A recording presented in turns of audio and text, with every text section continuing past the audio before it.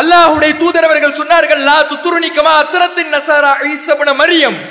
மரியமுடைய மைந்தர் ஈசா அலைஹிஸ்ஸலாம் அவர்களை இந்த கிறிஸ்தவர்கள் எப்படி வரம்பு மீறி புகழ்ந்தார்களோ, கடவுள் என்று சொன்னார்களோ, கடவுளின் குமாரர் என்று சொன்னார்களோ, அதே போன்று என்னை நீங்கள் வரம்பு மீறி புகழ்ந்து விடாதீர்கள். ரசூலுல்லாஹ் சொன்னாங்க, நீங்கள் சொல்வதாக இருந்தால் கூலு அப்துஹு வ ரசூலுஹு, அல்லாஹ்வுடைய அடியார், அல்லாஹ்வுடைய தூதர்னு சொல்லுங்க.